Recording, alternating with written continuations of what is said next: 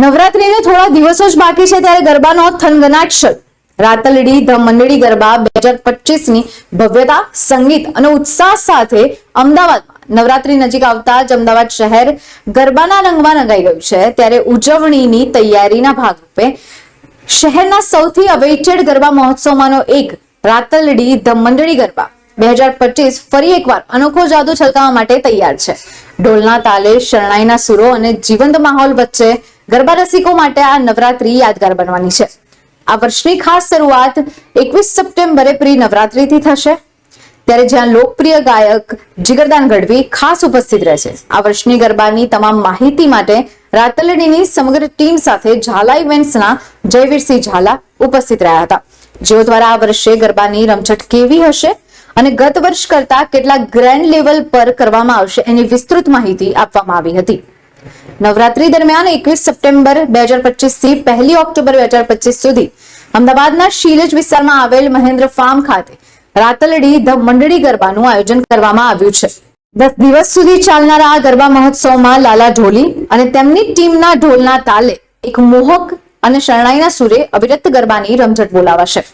રાતલડી the મંડળી ગરબા માત્ર એક ગરબા ઇવેન્ટ નથી, પણ સામુદાયિક અનુભવ છે, જે દરેકને કાયમી યાદો આપવાનું વચન આપે છે. મંડળીનો દેશી તડકો અને 50 વર્ષથી વધુનો અનુભવ ધરાવતા કલાકારોના સંગીતથી મહેન્દ્ર ફાર્મ અવિસ્મરણીય ગરબા નગરીમાં પરિવર્તિત થશે. ખાસ લાલ અને સફેદ થીમ આધારિત ડેકોરેશન આ નવરાત્રીને અનોખી શાન આપશે. ત્યારે ઝાલા ઇવેન્ટના ફાઉન્ડર જયવીરસિંહ ઝાલાએ જણાવ્યું કે સંગીત અને નૃત્ય દ્વારા લોકોને એક સાથે લાવવાનો અમારો જુસ્સો જ રાતલડીનું પ્રેરણા સ્ત્રોત છે. ગુજરાતની સમૃદ્ધ સાંસ્કૃતિક વારસાની છબી દર્શાવતો આ ગરબા મહોત્સવ એ રીતે તૈયાર કરવામાં આવે છે કે જે દરેક ગરબા રસિકોને સૂરજની પહેલી કિરણ સુધી ઝૂમવા પ્રેરિત કરે. મારું નામ જયવીરસિંહ ઝાલા છે.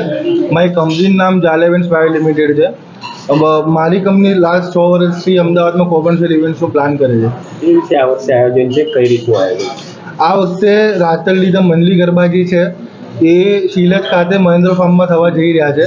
જે લાસ્ટ યર રાતલડી ધ મંડળી ગરબા જે થયા હતા એ લોકોનો રિસ્પોન્સ ખૂબ જ, અમદાવાદની ઓડિયન્સનો ખૂબ જ સારો રિસ્પોન્સ રહ્યો હતો. તો આ વખતે અમે એનાથી લાસ્ટ ટાઈમ કરતાં બી એનાથી બી સારું, મોટું અને એકદમ વ્યવસ્થિત રીતે પ્લાન કરી રહ્યા છે. અને આ વખતેનું રાતલડી જે છે એ લાસ્ટ ટાઈમ કરતાં બી બેટર રહેશે. કેટલા કલાકારો આવશે, કઈ રીતનું આયોજન? આ વખતે 21 તારીખે પ્રી નવરાત્રીનું અમે આયોજન કરેલ છે. એમાં જીગરદાન ગઢવી અને 22 થી 1 ઓક્ટોબર સુધી અમે જે 10 દિવસની નવરાત્રી છે એમાં અમે મંડળીના જે ઓરિજિનલ આર્ટિસ્ટ છે એને અમે બોલાવ્યા છે. મહિલાનું સેફ્ટીને કઈ રીતનું ધ્યાન રાખવામાં આવશે આ વર્ષે? ખાસ ઇન્દ્ર ભારતી બાપુ આજનું નિવેદન એના રિલેટેડ આપનું આયોજન કઈ રીતે રહેશે? એક નિવેદન બહાર આવ્યું છે, એના રિલેટેડ મહિલાને કઈ રીતના ખાસ કરીને ધ્યાન રાખવામાં? વુમન સેફ્ટી અવર ફર્સ્ટ પ્રાયોરિટી. મહિલાની સુરક્ષા એ અમારા માટે પહેલી પ્રાયોરિટી છે. કે લાસ્ટ ટાઈમની જે અમારું મેઇન ટેગલાઇન જે આપણા મીડિયા ચેનલ દ્વારા વધારે હાઇલાઇટ કરાવ્યું હતું કે ભાઈ વુમન પ્રાયોરિટી અવર ફર્સ્ટ પ્રાયોરિટી, કે એની સેફ્ટીની પ્રાયોરિટી અમારા માટે સૌથી પહેલાં માટે પ્રાયોરિટી માટે હોય છે. કે લાસ્ટ ટાઈમ અમે રાત સુધી જે મહિલા જે હતી કે એ કોઈ બી જે સવાર સુધી ગરબા આપણા ત્યાં કરતા હતા, તેમના માટે સવાર સુધી આપણા ત્યાં લેડીઝ બાઉન્સરથી લઈને, પોલીસ કર્મીઓથી લઈને, મહિલા પોલીસ કર્મીઓથી લઈને, અમારા ફિમેલ વોલેન્ટિયર્સ, પછી અમારી ફિમેલ મેનેજમેન્ટ ટીમ બધા સવાર 6 વાગ્યા સુધી હાજર હતા સ્પોટ ઉપર.